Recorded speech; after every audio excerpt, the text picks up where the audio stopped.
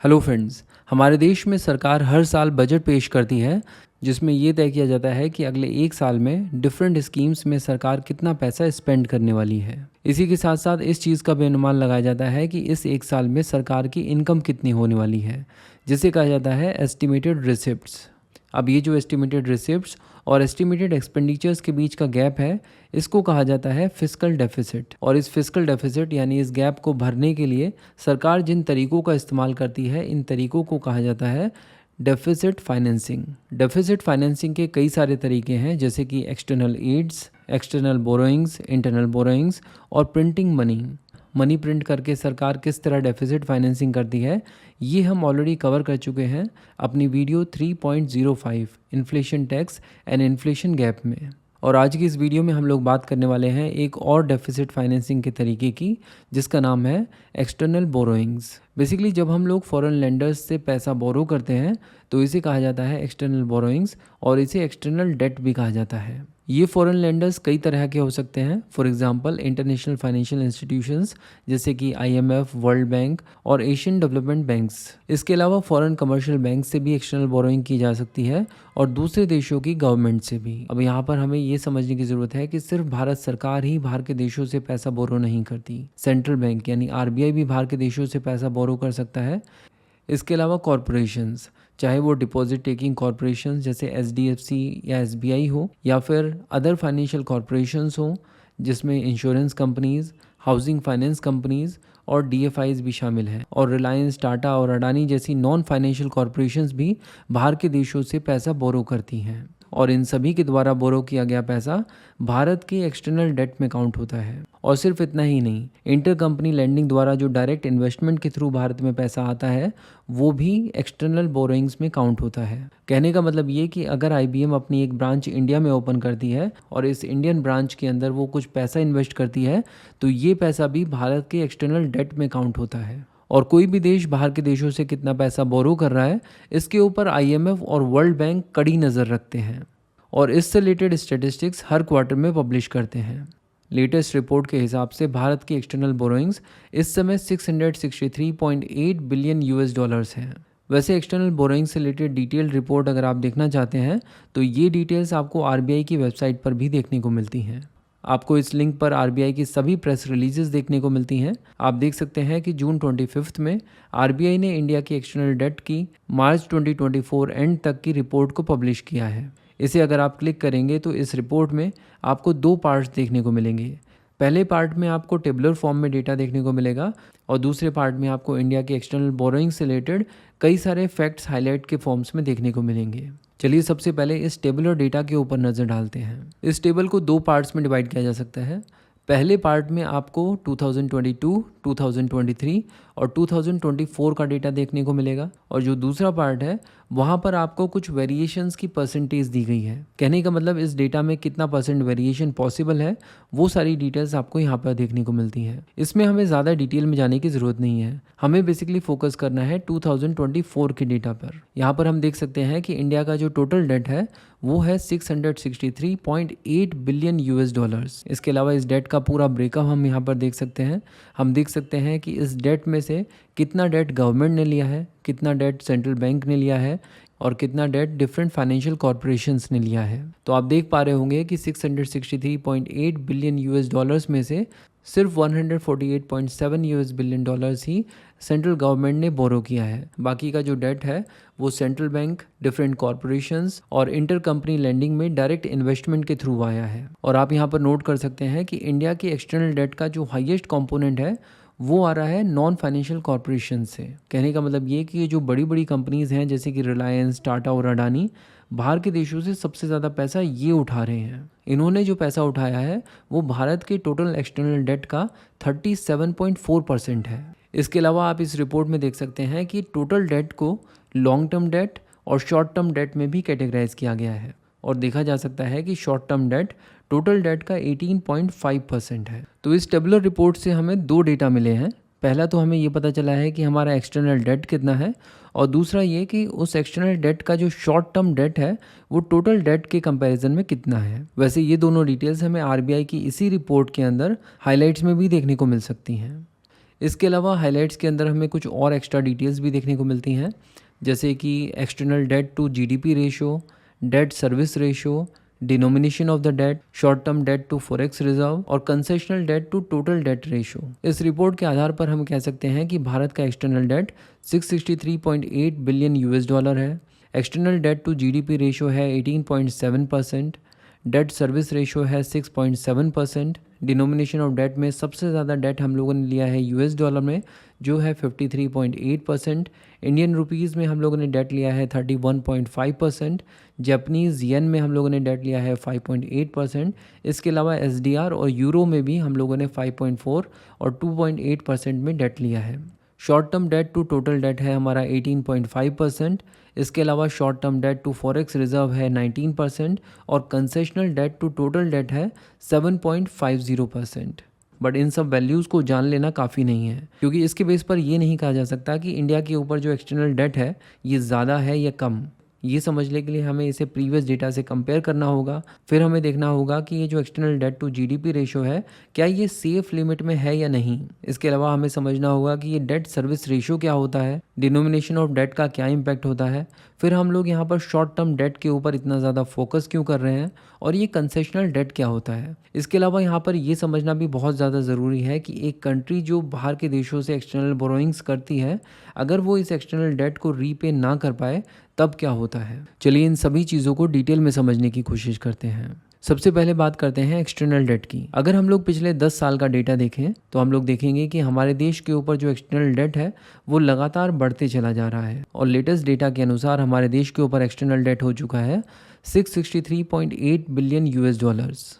तो क्या इस स्थिति में हमें घबराने की ज़रूरत है? क्या ये हमारी इकोनॉमी के लिए एक डेंजर साइन है? ये समझने के लिए हमें external data to GDP ratio को देखना चाहिए। वो इसलिए क्योंकि हमारा एक्सटर्नल डेट तो बढ़ रहा है, लेकिन साथ ही साथ हमारा जीडीपी भी तो बढ़ रहा है। इसीलिए इस चार्ट में हम देख सकते हैं कि इवन दो हमारा एक्सटर्नल डेट बढ़ रहा है, लेकिन हमारा external debt to GDP ratio लगातार कम हो रहा है। 2013 में external debt to GDP ratio 24% के आसपास हुआ करता था और ये घट घट के आज की डेट में 18.7% तक आ गया है। इसका मतलब ये कि इवन दो हमारा एक्सटर्नल डेट बढ़ रहा है, लेकिन हमारी कंट्री के इकोनॉमिक साइज़ के हिसाब से हमारा जो डेट बर्डन है वो धीरे धीरे कम ही हो रहा है। अगर हम लोग हमारे देश के डेट बर्डन को बाकी देशों के डेट बर्डन से कंपेयर करें तो हम लोग देखते हैं कि हमने तो सिर्फ अपनी जीडीपी का 18.7% एक्सटर्नल डेट लिया हुआ है, लेकिन बाकी देशों ने अपने जीडीपी से भी ज़्यादा एक्सटर्नल डेट अपने ऊपर ले रखा है। तो इस मामले में कहा जा सकता है कि भारत बहुत ही सेफली चल रहा है। चलिए अब बात करते हैं डेट सर्विस रेशियो की। बेसिकली जब भी हम लोग एक्सटर्नल लोन लेते हैं तो ऑब्वियसली हमें उस लोन को चुकाना भी पड़ता है, यानी हमारी इकोनॉमी से हर साल कुछ पैसा उस लोन के अगेंस्ट इंटरेस्ट और प्रिंसिपल में जाता होगा। इस चीज़ को कहा जाता है डेट सर्विसिंग। अब यहाँ पर ये देखना बहुत इंपॉर्टेंट हो जाता है कि एक कंट्री की जीडीपी का कितना % उसकी डेट सर्विसिंग में जाता है। इसी को कहा जाता है डेट सर्विस रेशियो। भारत का डेट सर्विस रेशियो है 6.7%। इसका मतलब ये कि अगर भारत हर साल 100 रुपये कमाता है तो उसका 6.7% एक्सटर्नल बोरोइंग के लोन रीपेमेंट में जाता है। इससे भी ये बात साफ हो जाती है कि भारत के ऊपर डेट सर्विसिंग का कोई बहुत बड़ा लोड नहीं है। अगर हम लोग पिछले 10 साल का डेटा देखें तो हम लोग देख सकते हैं कि भारत का जो डेट सर्विस रेशियो है वो 5 to 9 के बीच में ही होवर कर रहा है। चलिए अब बात करते हैं डिनोमिनेशन ऑफ डेट की, यानी हम लोग यहाँ पर देखेंगे कि भारत जो डेट ले रहा है वो कौन सी करेंसी में ले रहा है। एक्चुअली बात यह है कि हम लोग जब भी किसी फॉरेन लैंडर से डेट लेते हैं तो वो डेट जिस करेंसी में लिया जाता है उसी करेंसी में हमें उस डेट को पे बैक करना होता है। फॉर एग्जांपल, अगर हम लोग डेट यूएस डॉलर में लेते हैं तो हमें उस लोन को पे बैक यूएस डॉलर्स में ही करना होगा, और अगर हम लोग डेट अपनी करेंसी में ले रहे हैं तो हमें वो डेट अपनी करेंसी में ही पे करना होगा। और किसी भी कंट्री के लिए अपनी करेंसी में डेट पे बैक करना ईजी होता है। इसीलिए यहाँ पर ये इंपॉर्टेंट हो जाता है कि भारत ने जितना भी एक्सटर्नल डेट लिया है वो कौन सी करेंसी में ज़्यादा लिया है। तो अभी ये जो लेटेस्ट रिपोर्ट हम लोग देख रहे हैं इसमें ये मेंशन्ड है कि भारत ने 53.8% लोन यूएस डॉलर्स में लिया है, 31.5% इंडियन रुपीज़ में लिया है और टोटल डेट का 5.8% जापानीज़ येन में लिया है, 5.4% एसडीआर में लिया है और 2.8% यूरोज़ में लिया है। तो ये तो बात हो गई डिनोमिनेशन ऑफ डेट की। चलिए अब बात करते हैं short term debt to total debt ratio की। एक्चुअली बात यह है कि बाहर के देशों से लिए गए लोन्स को 3-4 कैटेगरीज में बांटा जा सकता है: long term debt, short term debt, concessional debt और टाइड लोन्स में। अगर हम लोग किसी भी कंट्री से 1 साल से ज़्यादा समय के लिए लोन लेते हैं तो इसे कहा जाता है लॉन्ग टर्म डेट। अगर लिए गए लोन को 1 साल से कम समय में पे बैक करना है तो इस तरह के लोन को कहा जाता है शॉर्ट टर्म डेट। और ऑब्वियस सी बात है कि 1 साल से कम समय में लोन को पे बैक करना काफ़ी डिफ़िकल्ट होता है।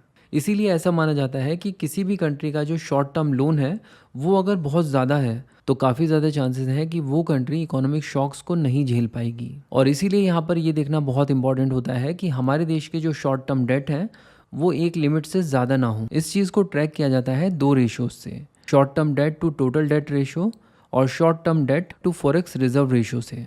लेटेस्ट आरबीआई रिपोर्ट के हिसाब से हमारे देश के short term debt to total debt ratio है 18.5% और short term debt to forex reserve ratio है 19%। ये दोनों वैल्यूज़ लगभग आसपास इसलिए हैं क्योंकि हमारा जो टोटल डेट है वो फॉरेक्स रिजर्व के लगभग बराबर ही है। और इन वैल्यूज़ को देखकर हम इस चीज़ को आसानी से कह सकते हैं कि हमारा जो शॉर्ट टर्म डेट है वो with in the safety limit है, क्योंकि वो फॉरेक्स रिजर्व का सिर्फ 19% है। इसका मतलब ये कि हमारे पास इस समय इतने फॉरेक्स रिजर्व अवेलेबल हैं कि उसका सिर्फ 19% देकर हम हमारे देश के सारे शॉर्ट टर्म डेट को इसी समय क्लियर कर सकते हैं। यानी शॉर्ट टर्म डेट को लेकर हमें चिंता करने की इस समय कोई ज़रूरत नहीं है। इसके बाद बात आती है कंसेशनल डेट की। कंसेशनल डेट बेसिकली ऐसे लोन्स और फाइनेंशियल असिस्टेंस को कहा जाता है जो मार्केट से कम इंटरेस्ट रेट या फिर विदाउट एनी इंटरेस्ट रेट दिए जाते हैं। इस तरह के कंसेशनल डेट जनरली ह्यूमैनिटेरियन या फिर डिज़ास्टर नीड्स को एड्रेस करने के लिए दिए जाते हैं और ज़्यादातर इस तरह के लोन्स बिल्कुल ही गरीब कंट्रीज़ को दिए जाते हैं। अगर हम लोग पिछले 10-15 साल का डेटा देखें तो हम लोग पाएंगे कि पिछले 10-15 सालों में हमारे देश को मिलने वाले टोटल एक्सटर्नल बोरोइंग में कंसेशनल डेट का जो परसेंटेज हुआ करता था वो लगातार कम हो रहा है। 2008 में concessional debt to total debt ratio था 23%, लेकिन आज की डेट में ये वैल्यू गिरकर हो गई है 7.5%। तो इसके बेस पर भी इस चीज़ का आइडिया लगाया जा सकता है कि अब बाहर के देश भी इस बात को समझते हैं कि भारत अब वो देश नहीं है जिसे आप ह्यूमैनिटेरियन या फिर डिज़ास्टर नीड के लिए फाइनेंशियल एड दें। अब यहाँ पर एक और तरह के लोन की बात करना ज़रूरी है। इसे कहा जाता है tied loans. Tied loans basically ऐसे लोन्स होते हैं जिन्हें प्री डिफाइंड पर्पस के लिए दिया जाता है। फॉर इंस्टेंस, यहाँ पर जो लोन देने वाली कंट्री है वो पहले से ही इस चीज़ को डिसाइड कर लेती है कि इस पैसे को आप अपने देश में किस काम के लिए यूज़ करेंगे। फॉर एग्जांपल, आप इस पैसे से सिर्फ फूड प्रोक्योरमेंट कर सकते हैं या फिर अपने देश में एनर्जी इंफ्रास्ट्रक्चर बिल्ड कर सकते हैं, एट्सेट्रा एट्सेट्रा। और कई बार तो इस तरह का लोन देते हुए ये कंडीशन भी रख दी जाती है कि आप इस पैसे से जो रिसोर्सेज खरीदना चाहते हैं वो हम ही से खरीदेंगे। ऑब्वियस सी बात है कि इस तरह के लोन्स कोई भी देश मजबूरी में ही लेता है। तो ये तो बात हो गई डिफरेंट टाइप ऑफ लोन्स की। अब देखने वाली बात यह है कि एक कंट्री अपने एक्सटर्नल डेट को अगर लौटा नहीं पाए तब क्या होता है। तो बेसिकली बात यह है कि अगर एक देश फॉरेन लेंडर्स से पैसा उठाता है लेकिन उसको लौटा नहीं पाता तो ऐसे देश को डेट क्राइसिस फेस करनी पड़ती है और इस स्थिति को कहा जाता है सॉवरेन डेट। सॉवरेन डेट का सबसे पहला प्रभाव ये होता है कि उस देश की क्रेडिट रेटिंग्स गिर जाती हैं। और क्रेडिट रेटिंग गिरने का मतलब ये है कि आपको अब फ्यूचर में कहीं से भी डेट या लोन मिलना मुश्किल है। और इस तरह की स्थिति में उस देश की करेंसी कोलैप्स कर सकती है और उस देश की पूरी अर्थव्यवस्था ठप पड़ सकती है। एक्चुअली बात यह है कि जब भी कोई देश किसी दूसरे देश से लोन लेता है तो उस लोन का जो इंटरेस्ट रेट होता है वो होता है interest rate is equals to benchmark interest rate plus applicable spread. International financial market में कई तरह के बेंचमार्क इंटरेस्ट रेट्स को यूज़ किया जाता है, जैसे SOFR, Euribor, SONIA etcetera etcetera. तो ये तो बेंचमार्क इंटरेस्ट रेट है जो कि हर देश के लिए कॉमन है। इसके ऊपर एक एप्लीकेबल स्प्रेड को जोड़ा जाता है जो कि उस देश की क्रेडिट रेटिंग के बेस पर डिसाइड होता है। और ऑब्वियस सी बात है कि अगर कोई कंट्री सॉवरेन डेट में है तो उसकी क्रेडिट रेटिंग बहुत ज़्यादा ख़राब हो चुकी होगी। यानी अगर उसे मार्केट से और ज़्यादा पैसा उठाना है तो कोई भी कंट्री उसे जो इंटरेस्ट रेट चार्ज करेगी वो बहुत ही ज़्यादा हाई होगा। तो अगर आपने 1-2 लोन्स को डिफ़ॉल्ट किया है तो आपकी क्रेडिट रेटिंग पहले से ही बहुत ज़्यादा ख़राब हो चुकी होगी और आपको आगे लोन लेने में दिक्कत होगी। और अगर कोई देश सॉवरेन डेट में है तो ऐसे केसेस में तो लोन मिलना ही मुश्किल है। इसीलिए इस तरह की स्थिति से बाहर निकलने के लिए किसी भी देश के पास एक ही ऑप्शन होता है कि वो अपने डेट को रीस्ट्रक्चर करवाए। डेट रीस्ट्रक्चरिंग का मतलब है कि वो फॉरेन क्रेडिटर्स के साथ नेगोशिएट करे और डिसाइड करे कि वो किस तरह इस डेट को रीपे कर सकता है। इस तरह की स्थिति में कई बार देशों को अपने foreign assets in foreign creditors को देने पड़ जाते हैं। बट अल्टीमेटली कैसे भी करके अगर आप इस डेट क्राइसिस से बाहर निकल जाते हैं तो इसका फ़ायदा ये होता है कि आपको आगे भी लोन्स मिल सकते हैं। आज की इस वीडियो में हम लोगों ने एक्सटर्नल डेट की 360 डिग्री एनालिसिस की। इंडिया की हिस्ट्री, इंडियन पॉलिटी और इंडियन इकोनॉमी को डिटेल में कवर करने के लिए बुक्सतावा की प्लेलिस्ट को फॉलो कीजिए। Thank you so much for watching and supporting बुक्सतावा।